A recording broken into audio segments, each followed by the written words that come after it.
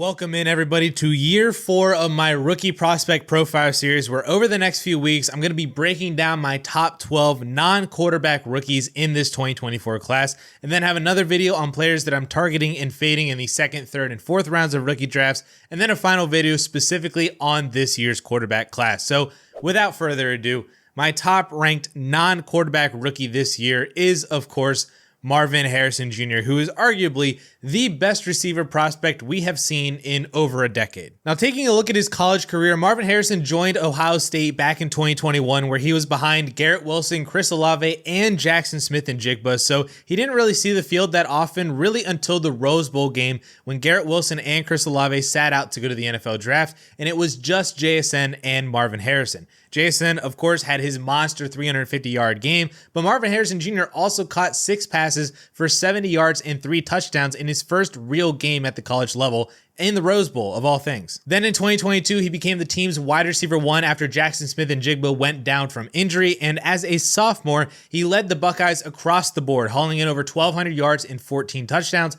on 77 receptions, doing just everything that we want to see from a receiver of his caliber as a sophomore. In 2023 was just more of the same, despite significantly worse quarterback play, going from CJ Stroud down to Kyle McCord, hauling in over 1,200 yards and 14 touchdowns again, but on 67 receptions. He did also play 1 fewer game than he did back in 2022, so statistically it was a better season. And with Emeka Egbuka out or injured for most of the year, Harrison's dominator rating spiked to 44% compared to 33% in 2022. So let's dive into the analytics, and if you have watched these videos before, you may be familiar with my marker system, which isn't like a fancy model or algorithm or anything like that. It is just simply a series of checkboxes or baselines that I want players to hit based on what previously successful NFL players had coming out of college. And at the wide receiver position, I have 16 markers that I'm checking for various production metrics like breakout age, yards per team pass attempt, market shares, and raw fantasy points per game,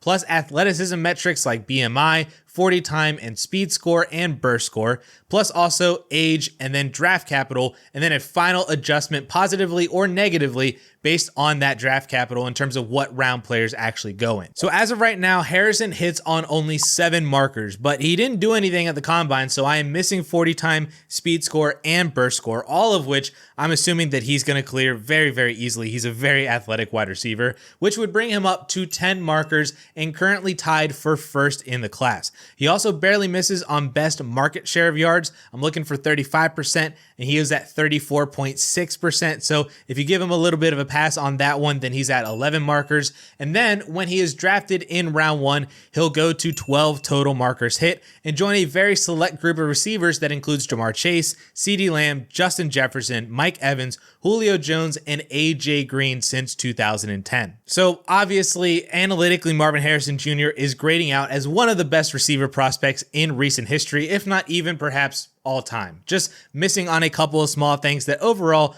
don't really affect how he should be viewed as the wide receiver 1 in this class, especially when you turn on the tape and just watch this dude play. He is absolutely incredible. There is not a single route that he cannot run, and run at the highest of levels. He is going to enter the NFL and immediately be one of the best route runners in the league today. That is not hyperbole. He also has an incredible knack for hauling in any pass that is just thrown in his general direction, whether it's 3 feet above him, 3 feet below him, or 3 feet off to the side. He has an ability to bring in any ball that is just thrown in his general direction. And one thing that I think goes under the radar is his speed. I honestly think that Marvin Harrison Jr. is a sub 4.4 runner, and he was clocked at over 22 miles per hour on his 70-yard touchdown run back in week 2. And I just want to address the biggest knock on him that I have seen and have also shared myself in previous videos, but I am not at all concerned about any lack of yards after the catch ability that Marvin Harrison has, if there even is a lack.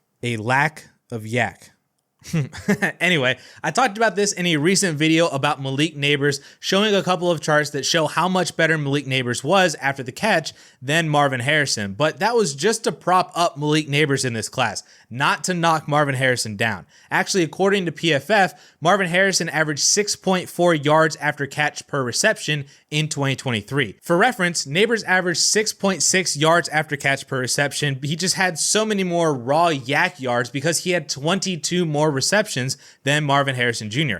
Troy Franklin is also in this range at 6.6 yards after catch per reception. And I even went back to some other receivers in college in the past. Garrett Wilson in his final season, 6 yards after catch per reception. Chris Olave, 4.2. Jordan Addison, a straight 7. DJ Moore, 5.9. And Justin Jefferson with Joe Burrow at LSU in his monster 2019 season, 6.4 yards after catch per reception, the exact same number as Marvin Harrison Jr. in 2023. It is a completely overblown weakness, if you can even consider it to be a weakness, and it should not impact whether you believe he's the wide receiver 1 in this class.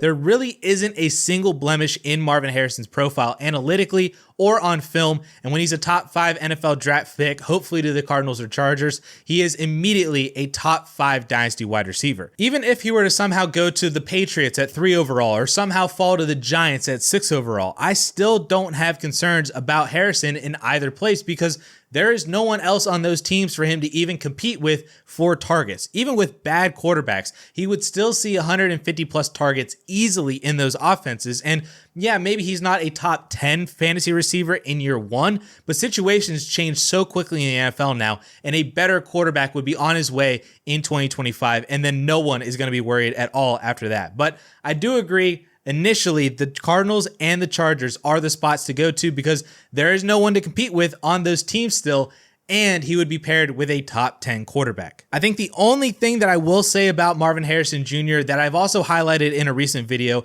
is that if you have the 1.01 and you're taking Harrison because you need a wide receiver, I would consider seeing if you can easily move that 1.01 for specifically Justin Jefferson, Jamar Chase, CeeDee Lamb, or Amon-Ra St. Brown. Those 4 are already doing it at the NFL level. We have no concerns really about their futures. There's no real reason to believe any of them are going to stop being elite receivers for the next 5 or more years. So if you can turn the mystery box of Marvin Harrison Jr.